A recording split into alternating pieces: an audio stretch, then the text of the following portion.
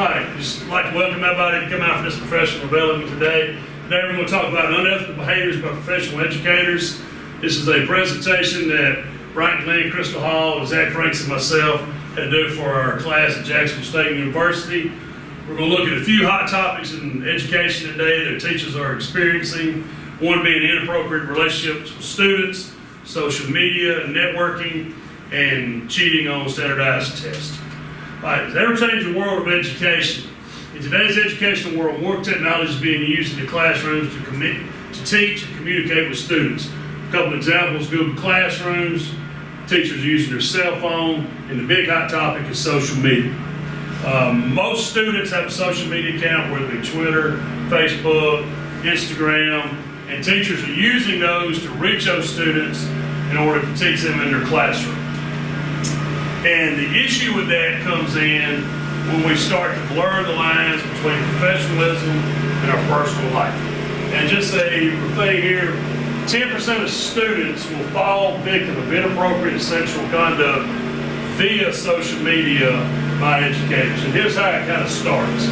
A friending of a student on social media, you get that request from a student who you may or may not be very familiar with in class. They send you that friend request, they ask you some information, and it comes from being personal, from professional to personal with that student. Maybe they might be asking you some personal questions about your life, you may be asking them something about their life, and then it goes into inappropriate contact or verbal exchanges. They may make a comment to you, you may be flattered by that comment, and exchange another flattering comment with them. And then it turns into maybe something sexual, whether you meant to or not, and then it just kind of snowballs. And then acting on those inappropriate interactions, and then you're on the front page of the newspaper by simply friending someone on social media. This is what the fear that people have with using social media in the classroom. Now, of course, this would be the worst case scenario, because hopefully most of us in this room would never take it to this level. That is the fear. That's why a lot of school systems are banning teachers from friending students on social media. Technology shedding the light on the issue. Unfortunately, we do live in a world where everything is on social media immediately. Whether it's somebody does something inappropriate and our president tweets about it, whether it's a coach getting fired now, the SEC, it happens. As soon as it happens, it's on social media. And 36% of those accused or convicted used a form of social media to generate inappropriate behavior. And from the defense standpoint of this, once it's on social media, everybody can see it. So laws have been passed to prevent teachers from texting and using social media to communicate with students. Sexual misconduct between teacher and student ties into the social network.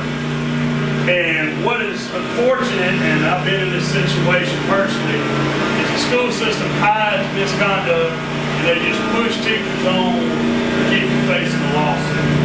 You've seen it where a teacher may have had an inappropriate relationship with a student. They went to the teacher and said, hey, if you'll just resign, you can move on, we won't put it in your file.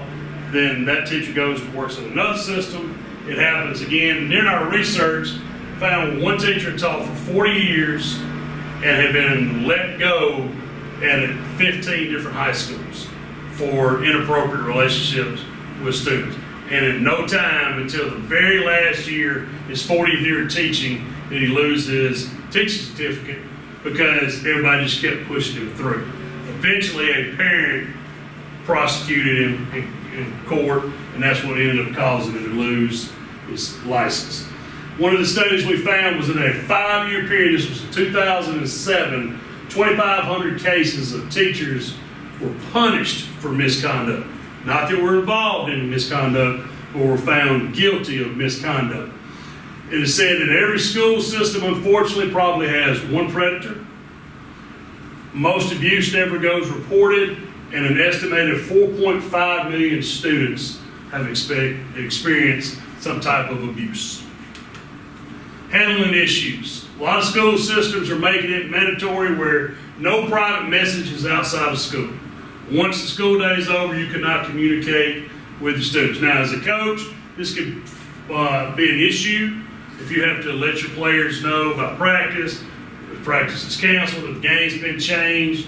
So with this one, I do have a little bit of an issue with, because we do have to communicate outside of school hours. There is technology out there, like Remind, where you can send it, they cannot respond to you. So that may be a smart way of handling that. They're asking that you document any electronic interaction done on non-school devices. That way, if somebody was to make a claim against you, you can pull it up and say, well, this is that communication, this didn't happen, versus, well, I deleted the text messages.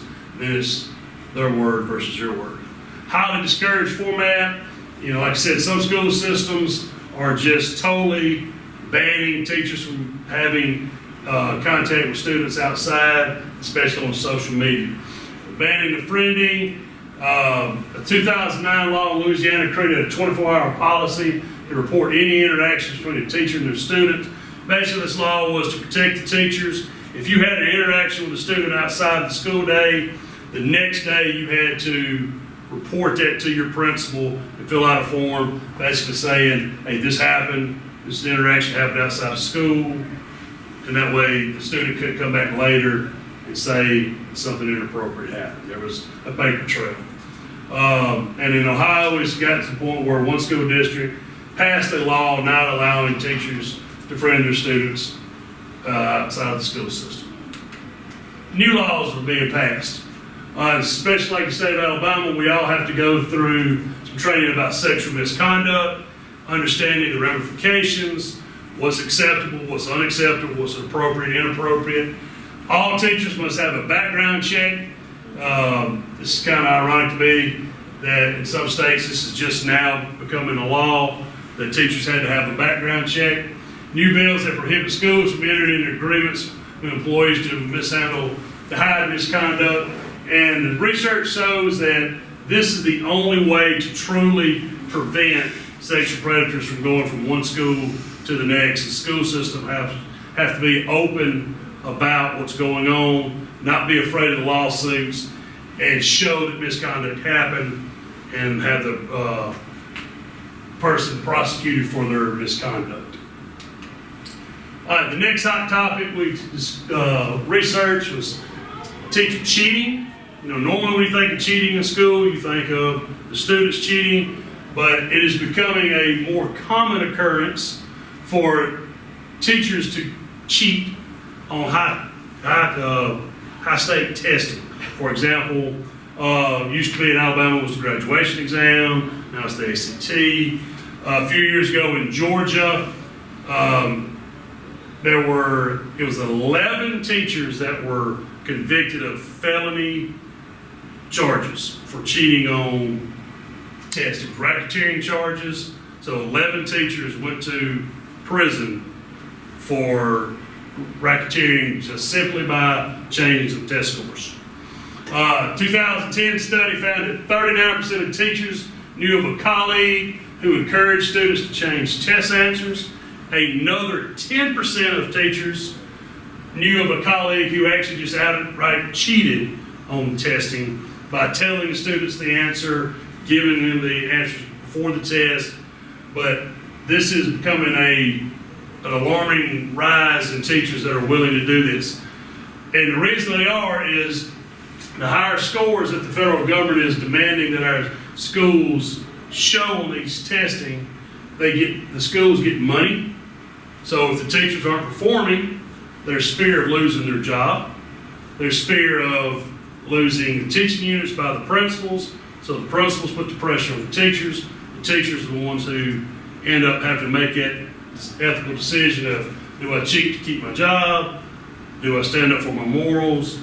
And end up trying to possibly lose my job. So this one of the big topics today was the cheating with teachers. The statistics, 1999, 12 educators cheated and were disbarred, which basically means they lost their teaching license. In 2012, Mississippi schools investigated for cheating. 2015, over 178 Georgia teachers admitted to cheating on tests. And our conclusions that we found in our research.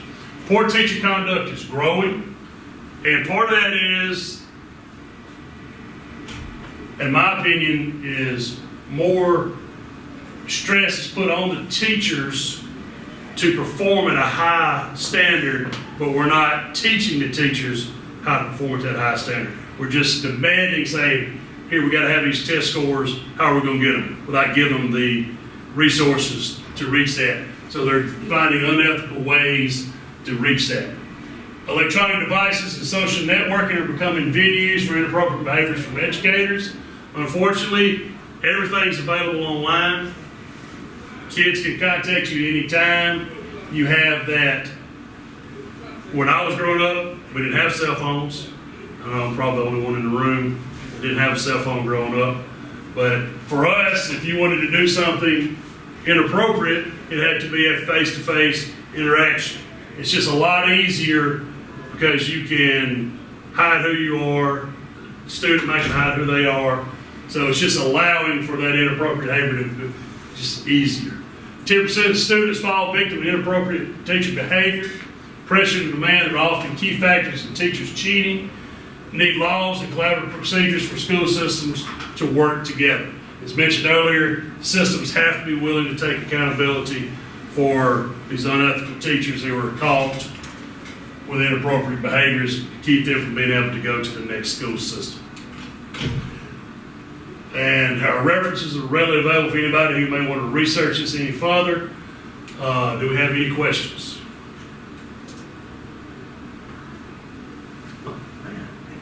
I think it was interesting in the fact that I think the friending and the appropriate, like, how do you define it? Because I'm sure that there are situations where maybe you have a family friend that you are friends with automatically, and so I'd just be interested to see kind of the stipulations to some of those. The research that I did talked about how small communities like we are here is more acceptable to friend the students because you may know who they are because you grew up around them. It's a small town, you may see them, but larger cities are the ones who tend to frown upon teachers friending the students on social media because in their mind, in the parents' mind, they don't know the teachers other than them just being teachers.